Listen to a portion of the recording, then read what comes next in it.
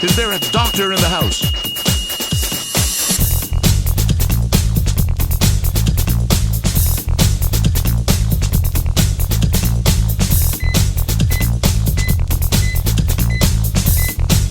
Doctor, you have a visitor in the main lobby.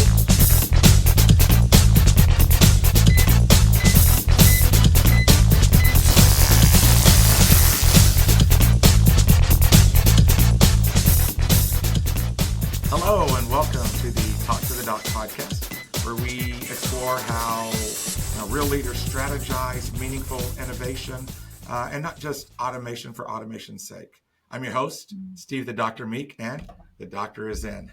Our guest today is Hanna Bauer with HEARTnomics Enterprises. So let's go ahead and get into it. Welcome, Hanna. Hi, thank you so much for having me, Steve. It's a real pleasure to be here with you this morning. Excited to have you, excited to connect over our predilection towards health. So tell us a little bit more about yourself, Hanna. Well, I get the privilege to serve a lot of leaders. My heart goes to leadership, and that came really from not only my experience as an entrepreneur, but having to undergo a childhood heart disease. So I've actually been able to see a lot of relations between even those, how I handled it, and I've been able to bring that to leadership and help other leaders really overcome burnout and the problem that we have misalignment, because we're doing a lot of great things, but we want to make sure that we're doing them and being fulfilled in doing them. I love that. Taking something that is a part of you and leaning into it and making it your own. I love that. Yeah. As the doctor and you as my patient, I do have to start off with the pulse of things. So tell me in your mind something about what you feel like the current state of the market is. Well, I do believe we're in a crisis. Just in the trust factor has a lot to do with leadership. And what I found interesting, that I think from the doctor's perspective, how we think we're doing versus how we really are doing as far as leadership, we believe that we're trusting our teams at a high level, yet our teams don't feel trusted. And what is that equal to? The problem with disengagement, the problem with burnout, and a lot of gaps in communication. So I'm feeling that just from talking to other leaders, a disconnect that we're seeing. I think we are literally in a crisis as far as the burnout, the disengagement, and the inability to connect to one another due to so many great tools that have, in essence, trying to connect us, yet we're more disconnected as humans than we were before.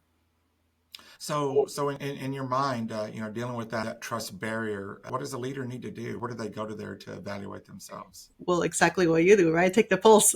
We got to, look at the environment, right? Literally, it's a barometer. I don't know if you've heard of the Edelman barometer of trust, which is a global trust that measures how we're doing with organizations, with government, with community, with each other.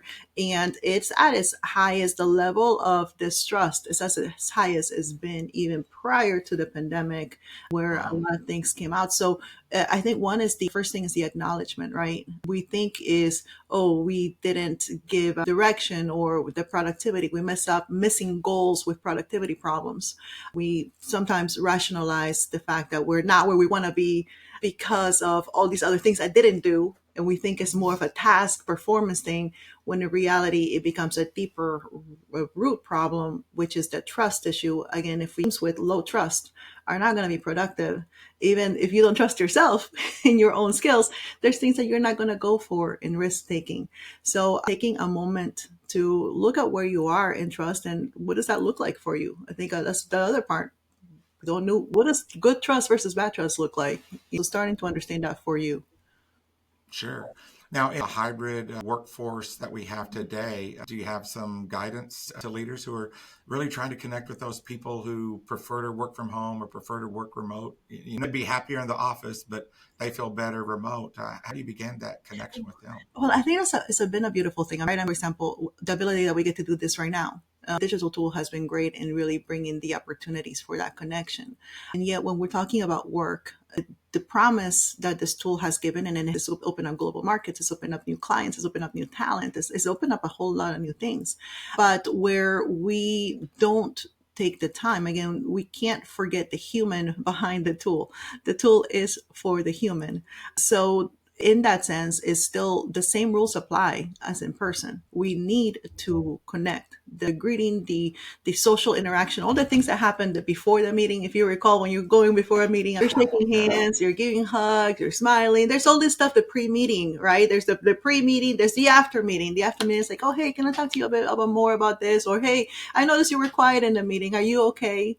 Is everything going okay? And then you may open up about certain other things. And as a leader, you have again that barometer with the people that many times is lost in the digital world, because we just come in Zoom, you come in for that and you zoom out. Zoom out. So as a leader, one is acknowledging, how am I still fulfilling those human needs?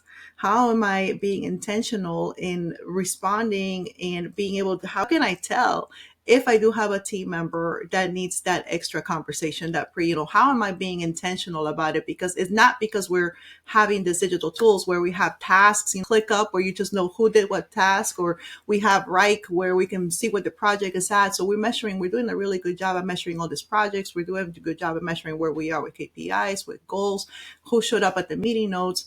But how are you as a leader measuring the human aspect of all that, which all still applies? I need to feel like I belong. I need to feel safe. I need to feel connected. I need to be on purpose. I need to belong. All of that still applies even in the hybrid world. So it does take work. It does take intentionality.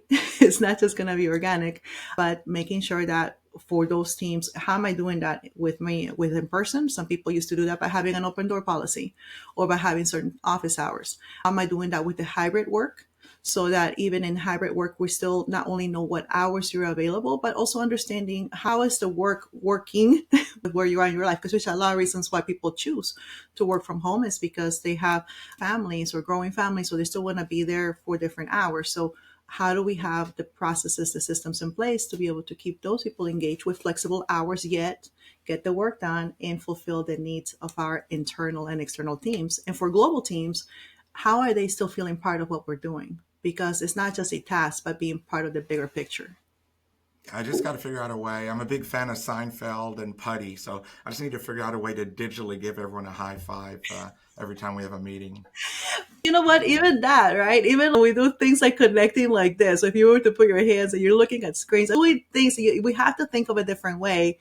But it's exactly what you said. It's like, I need to figure out how to do it. And it's really cool. Not just me hearing you say that. Hey, he cares. I need to figure out how to give you a digital high five. And that goes a long way. I think I read something like 61% of leaders said that the biggest barrier to innovation was just employee fatigue caused by the digital overload. You've got email, we've got Teams, we've got chats, we've got channels, we've got texting, we've got all these different ways that we're communicating, and it's just people are just overwhelmed by it. And isn't that a great paradox, right? We have so many channels of communication, yet we still feel invisible or isolated in what we call the communication era. So we understand it goes beyond that. And one of the big parts, is like you said, is one, with all these channels, well, which channel is going to be our main channel? What are we going to, do we know what needs to be paid on to attention first? Because we got to look at priorities. And if you're adopting all of this, there's confusion. I don't know what to answer. So I may just ignore. And the other part is boundaries, right? Understanding when are even good times to talk because of our health overall as a leader and with teams. It's difficult to understand what is urgent, what is important in communication, and where do I really need to be? Do my people, if I don't understand it, my people are not going to understand it. And that's the first one. If I'm a bit confused, think of your team. That's definitely a challenge. Us being a highly connected organization, we've mandated internally that provided the guidance that, hey, if it's internal communication, send that via Teams. We know there's something that you have to do via email.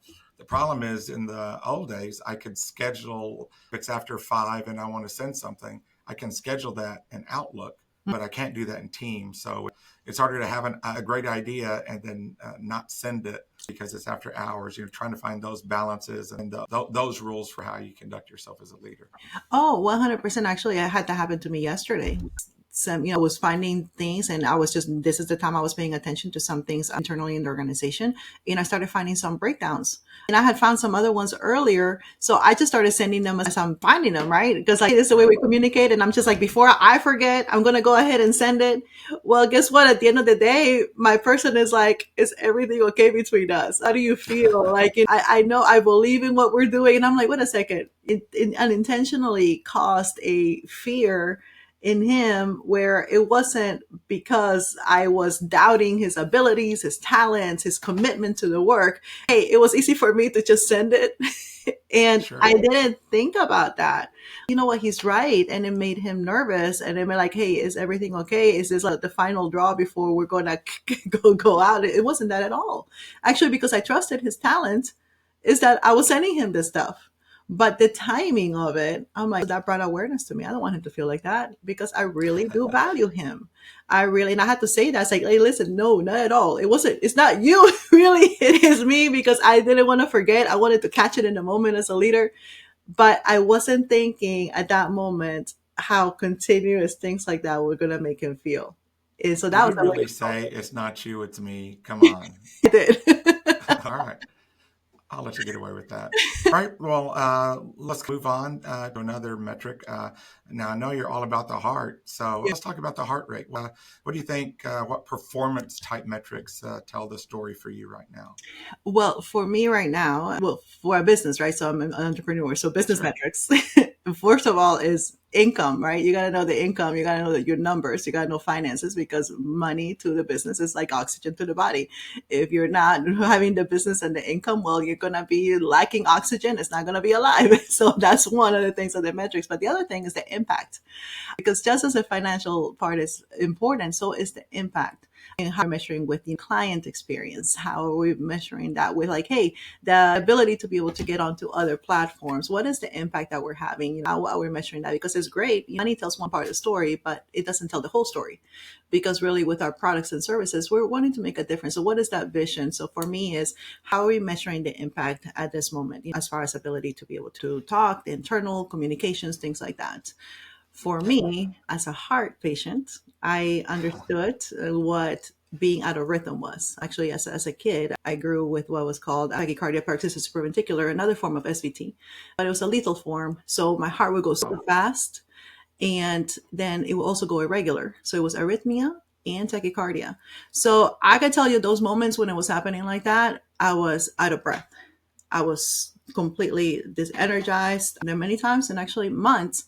My childhood, most of it was living in the hospital beds, CCU, a cardiac care unit, which is the equivalent of ICU.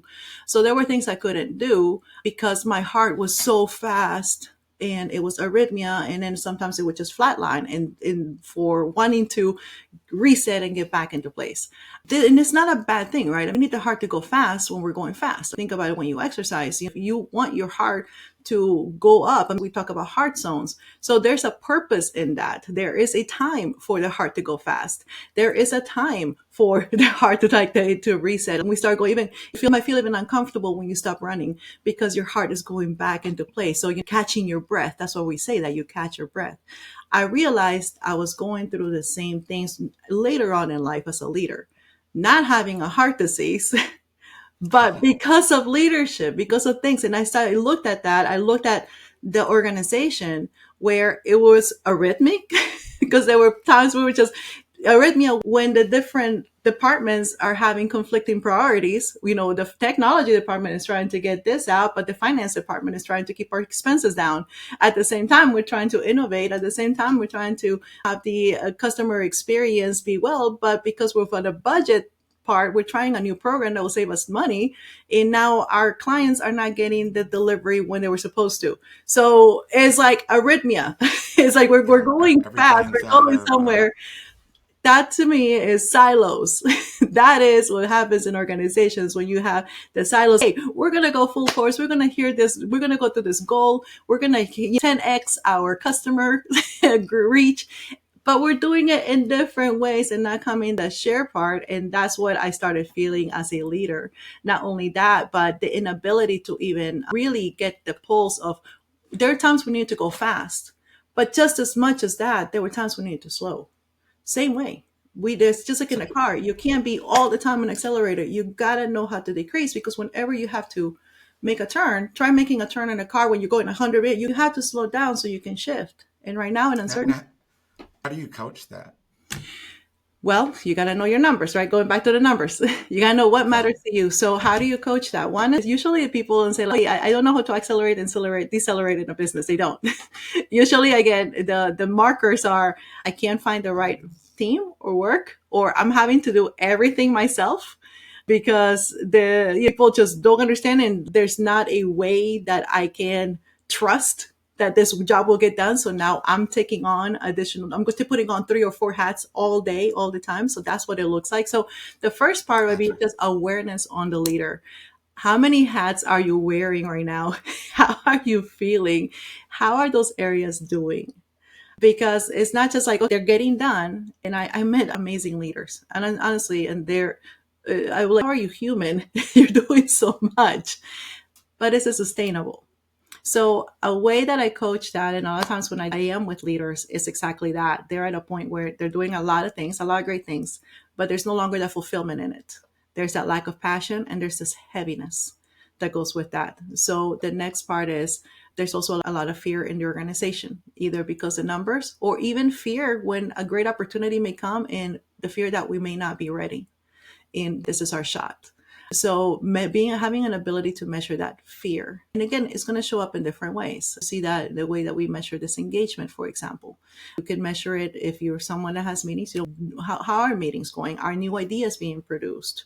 How did the last ideas go? Is there follow up? Do I have a good feedback? So there's different ways that we see that according to the size again of the organization, but it really comes first and is felt heavily is on the leader. The team will feel it, but the leader will be able to really start noticing something needs to get done and has access to the information to be able to see that. I think having dealt mainly with small business, sub 500 employees, and recently more in the sub 100 space, but I think that every small business leader at some point has that sense of pretender syndrome, or feels like they're not adequate, or could be better, whatever kind of thing. You know what? There's a thing, and you're absolutely right. And that's important to know, right? Because I always tell them you need to see 3 numbers. One is, what are your current numbers? The other ones, what are the numbers that you had said you wanted to be at? Where is that? Where did you say you want to be at? But then also, where should you be at? That's where we have to also know the markets. How are markets? How are similar things? Because that is what we're feeling. For example, I went through a disruption in 2010. We were in a publishing company, and we were mainly print.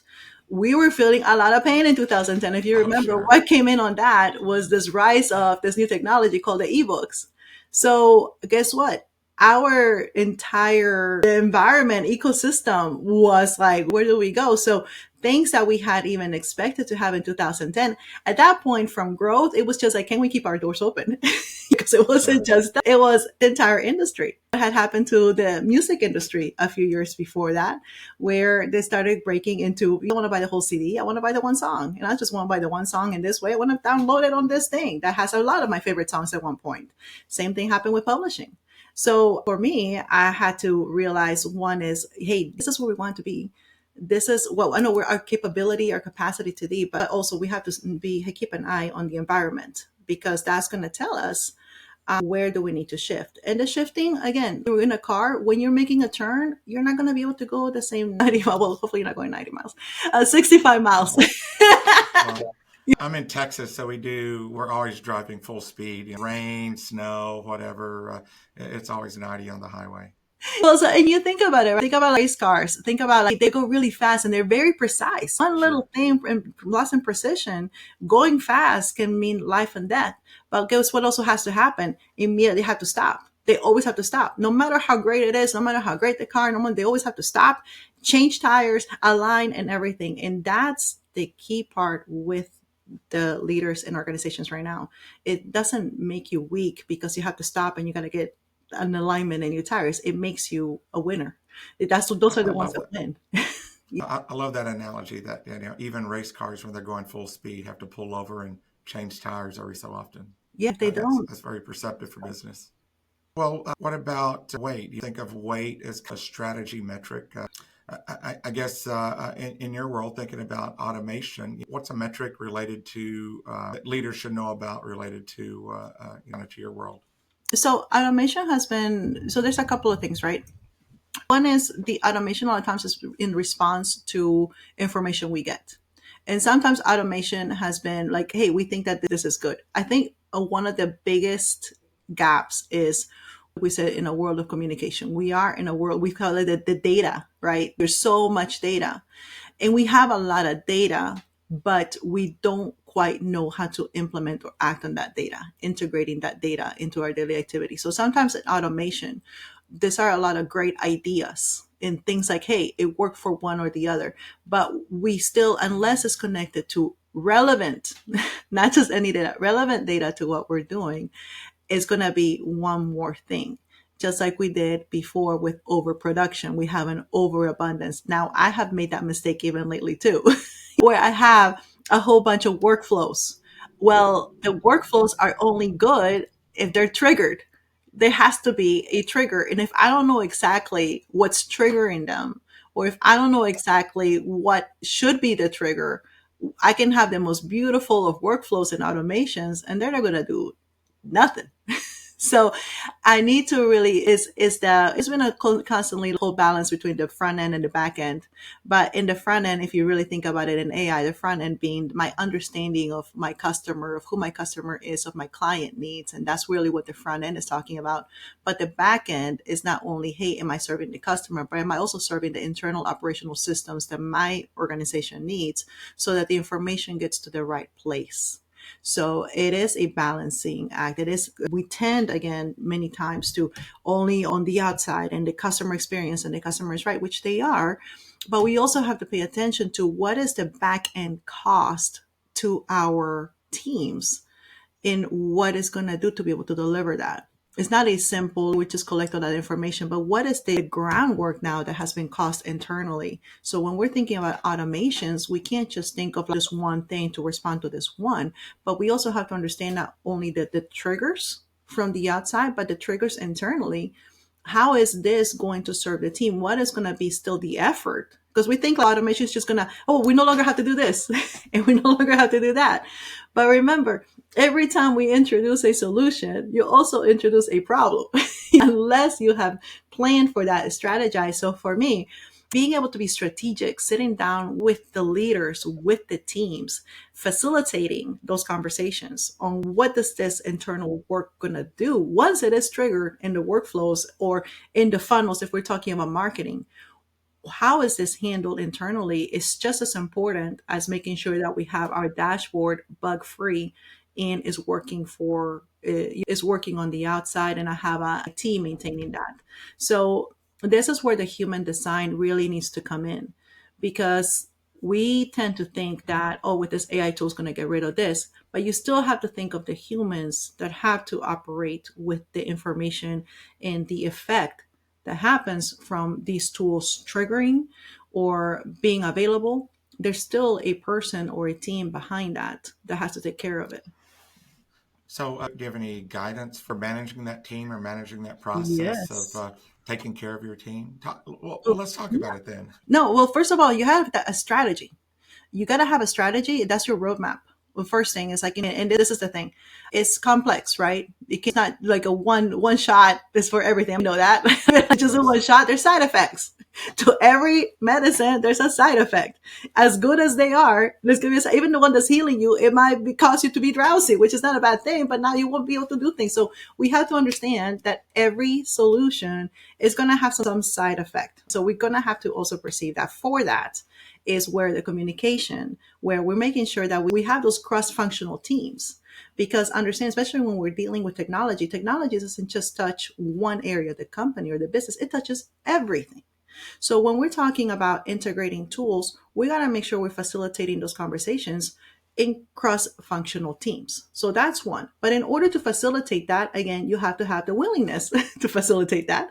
And you also have to have the rapport with the people that are going to sit at the meeting and are not just going to be like check mark, but we're really going to think through this to see what are the possible impacts. So number one is paying attention to the strategy. But number two, just along with that, is the culture to sustain that strategy. because you just can't have that. In order to have the facilitation and be it legit and good and real, the culture has to be there to facilitate the strategy. But that's my beginning point. You just gave me an idea too. You also need warning label. So this process may cause drowsiness, Yeah, tiredness, anxiety, whatever. Just slap a warning label on that process. Here's absolutely. your AI, but here's the warning label. Well, and it's true. And you know what? That makes it a great leader. That's when we talk about an authentic leader. That's when we talk about a vulnerable leader. Like, hey, I know that we're going to do this. We need the shot, but warning, this is going to happen. And what happens with those warnings? We see that so that we are aware that if that happens, we says if this happens, either do this or that, or call the doctor, right? Or go to the ER. And it's so true. We do need to happen. We need to see that, because there's some things like, hey, what is this super red flag that we need to have a way to detect that. Now, my background is in Six Sigma. So in Six Okay. Sigma, what we do is we have the FMEA, which is the failure mode. Essentially, like, if this was to fail, how do we detect it, and what is the risk to the overall? Is this a mission critical? Is this, hey, I dropped my cup of coffee, I need to now change a shirt? Or is this, I dropped off a coffee, now I have burning, my skin is falling off because it was so hot? You know what I mean? There's a different things. How do I measure the risk? How do I measure the impact? And again, it's all going to look different according to the organization's mission, vision, and the culture that it does, right? It might be a big impact in one industry, it's not as big of an impact in another industry. So that takes the leader to be able to really understand, hey, these are our values, this is our mission, this is our vision, this is where we're going, and be able to also have their team communicate it to where they understand, so that when we implement those changes, you have exactly those warning. You have that warning label. We know what this is like. Hey, this could happen. Is this a big deal if it happens, or can this wait a bit? Or is this a fire?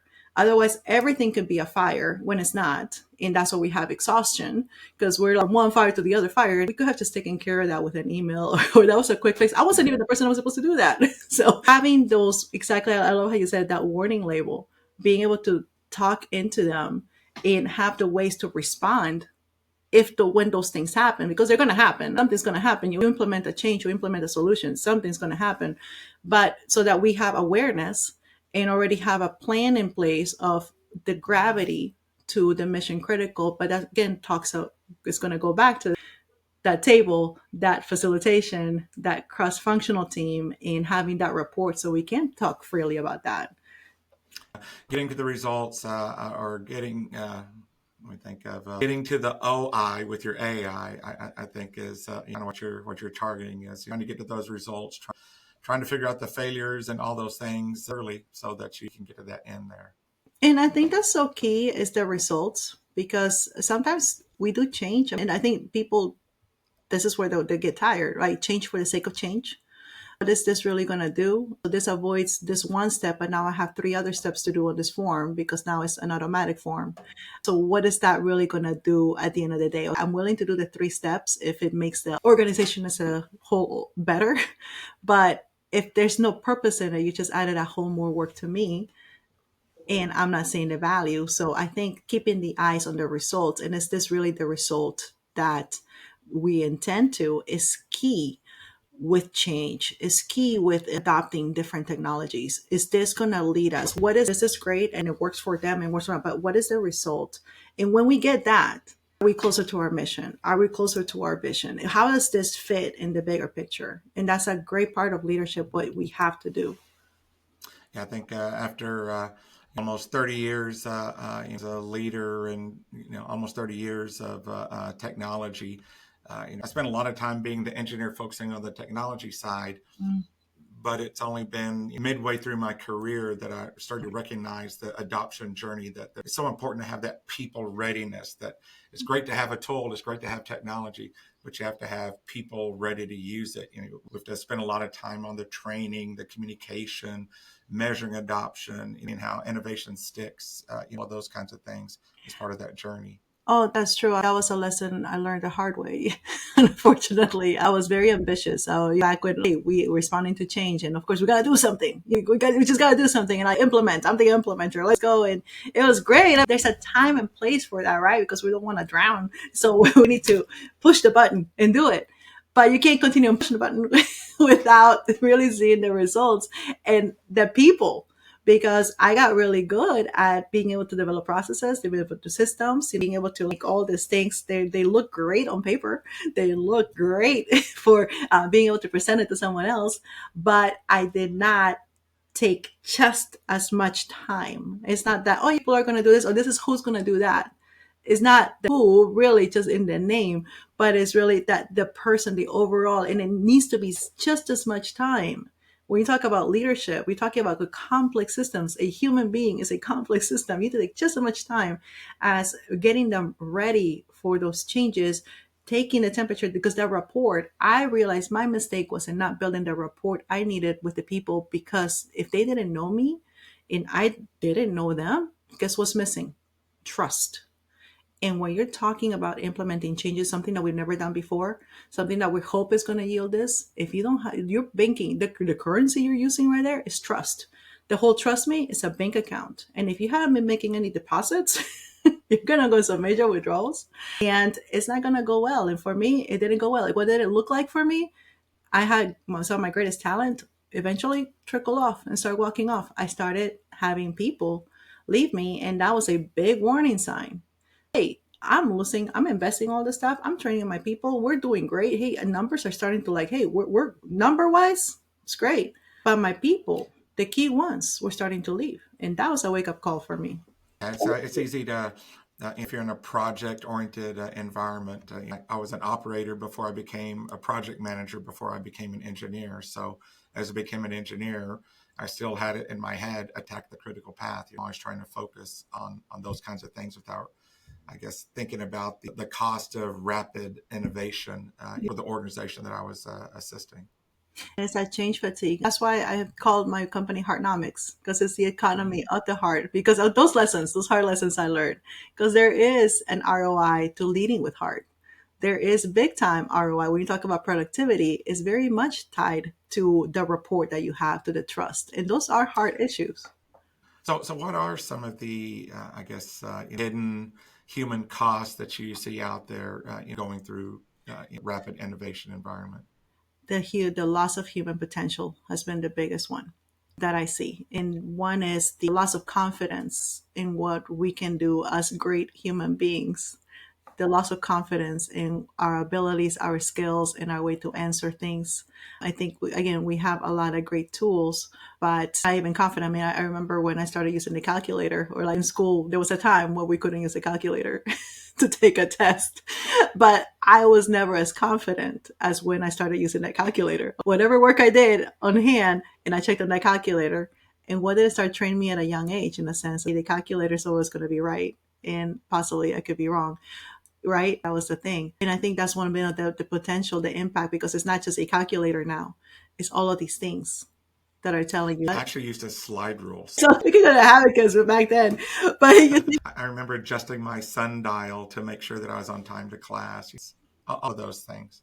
so I think it's like the loss of human potential, in that we're depending on tools, or we start replacing the potential of humans with tools instead of using the tools to amplify the human potential. And that's been the biggest loss that I'm seeing. Really, rates that are in mass. I don't even know that we're measuring that. Actually, I don't know that we're measuring it, but I've heard some perceptive things on that. I was fortunate enough to be at an event with John Maxwell, and he said something that really stuck with me about AI. He said, we have to be careful about AI, but his statement was that lazy people or smart people will get smarter, but lazy people will get lazier in AI. And that really just stuck with me, that people who really are being AI as an assistant to their brain Right. will get a lot more out of it. People who are looking for AI to just replace things, Right. they're going to stop thinking critically. And I think I saw something somewhere else about brain studies, that when people just use AI and just produce the work, that their brain doesn't activate it. They're just letting the application do things. Then others who go and do a rewrite or change things up, it really super activates their Yeah. brain because they're really thinking about what the content is and so forth. And I think there's some real danger there. Oh, yeah, that's so good. Because it's true. These tools again, they're meant to support just like systems and processes and things again in organizations and companies. And of course, I love John Maxwell. He's my mentor. We like that. Oh, really? Okay. We're here at Maxwell. Yeah, Maxwell Leadership Yeah, I Academy. saw you go crazy there. I wasn't Oh, there he is. sure if it There's was a picture right there. Look. I wasn't sure if it was a Kermit moment or what was going on there, but No, John Maxwell has been such an impact in my life, not only with his content, but the opportunity he's given me to really explore leadership and operate in leadership and now be able to train others in leadership. As I mentioned, I grew up a lot in a hospital. That's basically over 5 years of my life where holidays and birthdays, I was too much of a liability to go to school. So I wasn't allowed to go to school. The only thing I would get is books. So for me, so he's a writer, and it was just reading 21 Irrefutable Laws of Leadership. It was whatever book I could get because, and this was the thing, it's in a very, I'm a kid, right? So I'm not completely understanding everything that's going on. This is when I started when I was 4 years old, having the heart disease up until I was 14. So at 10, 11, 12, 13, I'm in the hospital.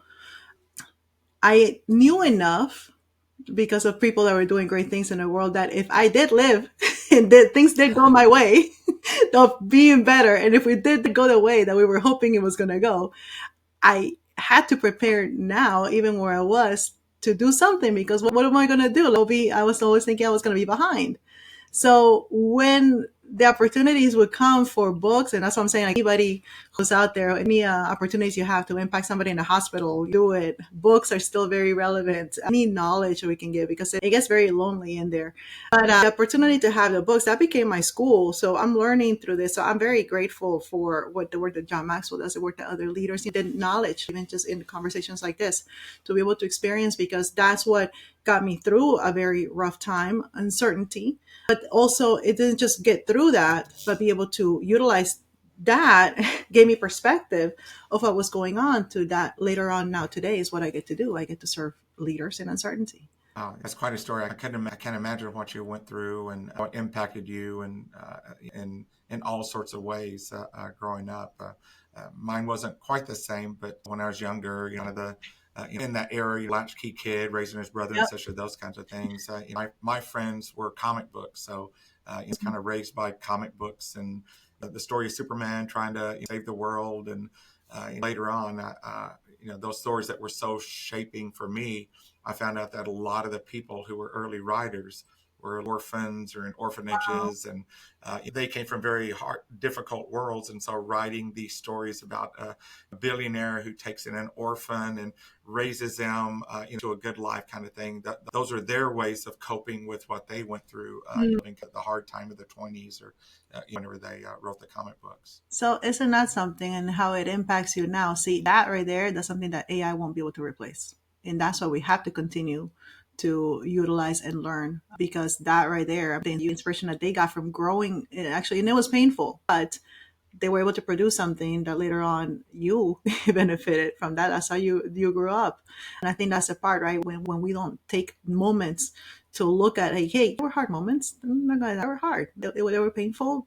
But yet again, there's so much to learn in those moments, that not only for us to get through, but to be able to impact humanity, to be able to impact the next generation. In my case, again, I was a kid, so there were a lot of things that I had to do as a kid, but also the things that the medical community. And I did learn this. That's where I learned excellence, because I went through a lot of failure. I was cut up a few times and it didn't work. And it was for me, again, as a 12-year-old, trying to understand now I'm in pain and now I'm also cut up and all this thing, just trying to make sense. And it didn't make sense at the time. But I knew there was enough trust in the doctors, the medical community that were there, that I know they were going to still go back to the drawing board and figure it out. And eventually they did. In 1992, I became the first kid to ever have a heart ablation. So I'm a pioneer in a breakthrough surgery. That's the way the heart happens. That the heart is healed now And 10 years ago, when they did a 20-year anniversary again, me not understanding what this implied. Again, I'm 14 years old. I don't know what this means. I know that I felt better, but I don't know the implications. And when they tell me that 3,000 other kids have been saved because of my same surgery, it's like, Wow. oh, for me, that was the beginning of HEARTnomics, because understanding the excellence, because they didn't give up, the love for me and being able, from my family, from everyone around me, to keep me alive through that time. And actually, my doctor said in the interview for the 20-year anniversary was that they were just trying to keep me alive long enough for technology to catch up.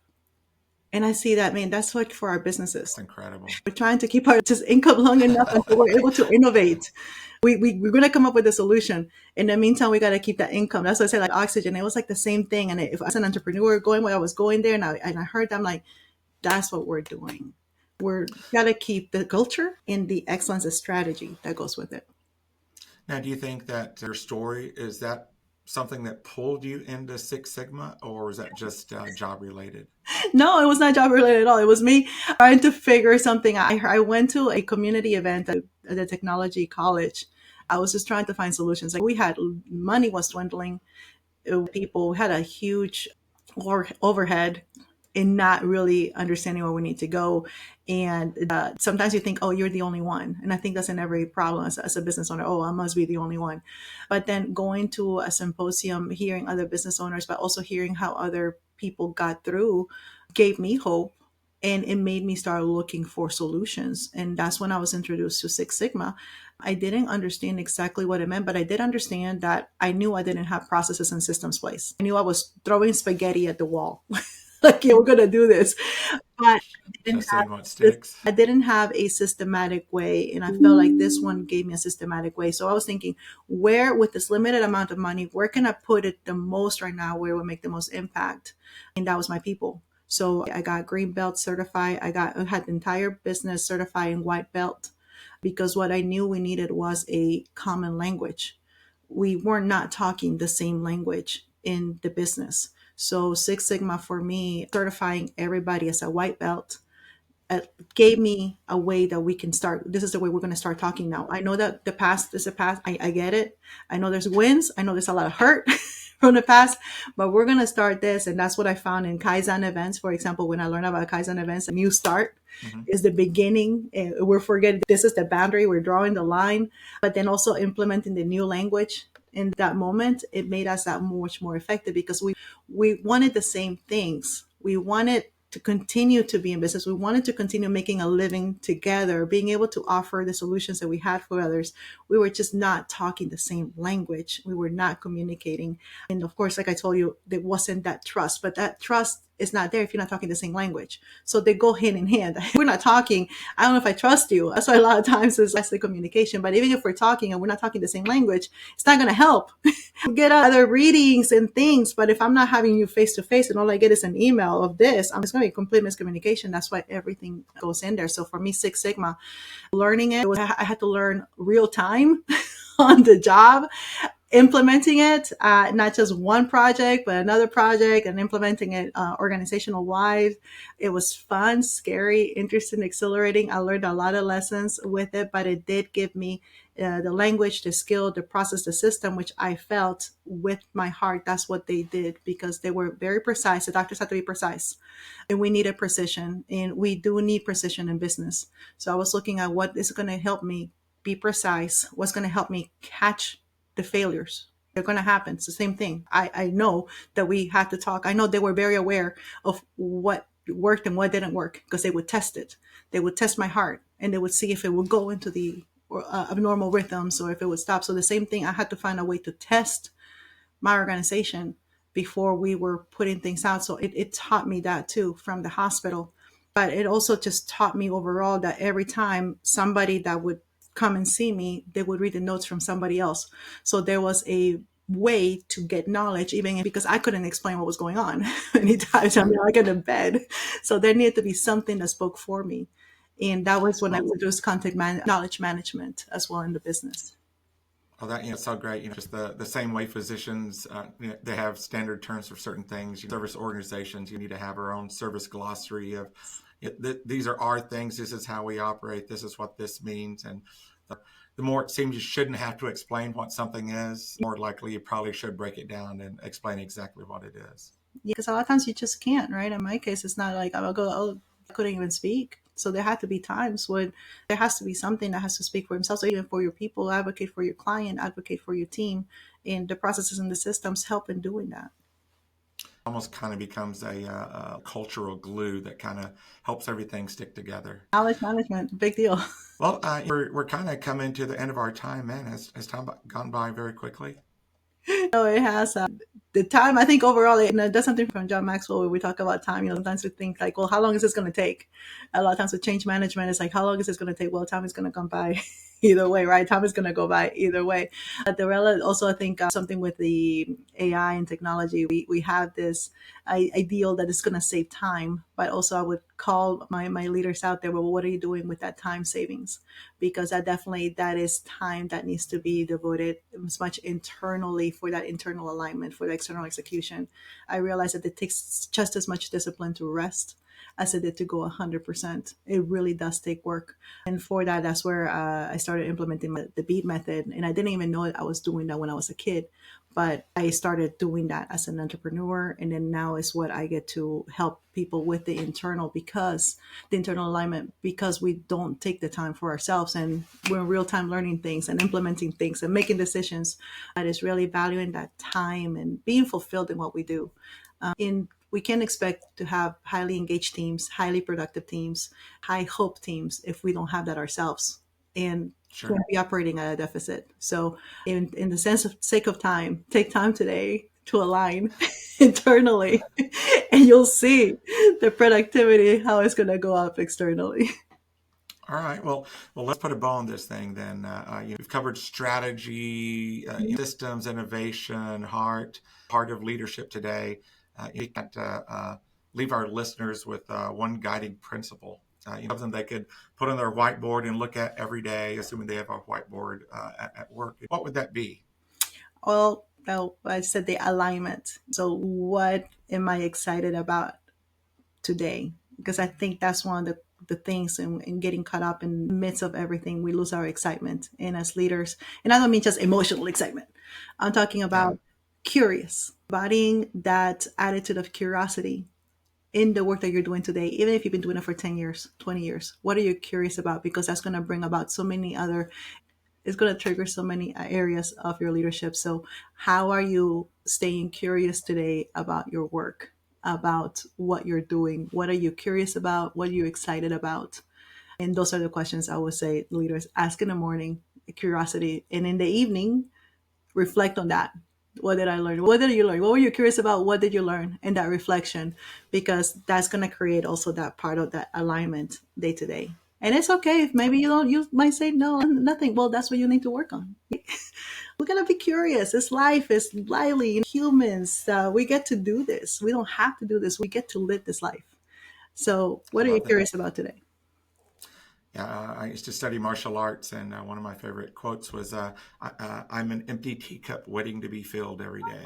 I like that. To learn new things. I like that. That was our after visit summary. Usually, along with your after visit summary, you get a few prescriptions, maybe. So, any other things that you'd want to offer up? A book suggestion, a free thing that we can pass along to our audience. I don't know if you know this, but my listeners love free stuff. So, if you've got free stuff, they absolutely love that. Well, I do have something free for you. I have that free assessment. I have a leadership assessment actually that does help with seeing where you are aligned individually, personally, internally, and also for your organization. How are you aligning in your organization? So you can find that when you go to my website, www.heartnomics.com. So you can see under assessments there is both if you want to do it for the individual or if you want to do it for the corporate. And also if you want to grow in it, once you find that out, I do have a book, small bite-sized book, which is called Hustle with Heart. And it's just bite-sized because that was all I was able to do in the hospital. It's just sometimes it's one little thing, but you know what? It's about progress, not perfection. It's just one small step, compound effect. So you actually wrote it while you were in the hospital? I wrote it afterwards, not in the hospital. Oh, okay. But the method was developed while I was in the hospital as a kid because that's the way I found survival. But then I knew it wasn't enough. I wasn't satisfied. I think that's the part. I wasn't always just satisfied to survive. Of course, I wanted to survive. but I knew I wanted to thrive. And as a kid, I saw a lot of people thriving. I had a lot of heroes, just like you, just like I loved the superheroes too. And to me, they were thriving, even in adversity. So I wanted Yeah. to thrive. And for that, I understood that it had to do with my beliefs. So that's what my BEAT method was about: the believe, engage, act, transform. 100% fan of transformation. And I think that's what separates us as humans, is the fact that you can actually think and create our transformation that no other organism in the world can. Only humans can. So that's a BEAT Well, method. well, you certainly have a unique backstory that kind of takes you to where you are today, and you applaud the persistence, the grit. I'm sure that it took to catch up on everything and then flourish as a consultant. One of my teachers one year gave me the ketchup with like ketchup award. She said that's what you do all the time you're catching up, and if you literally do a catch-up, this is for you. But that was my award for the ketchup award. So it's true.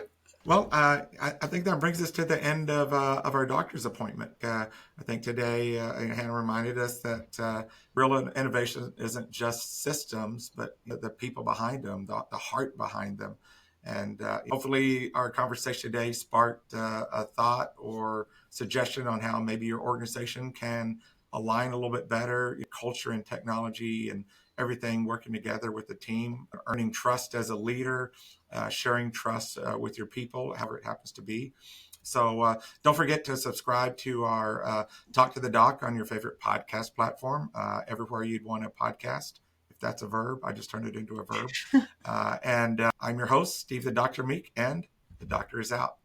Thanks. Take care. See you next time. Bye.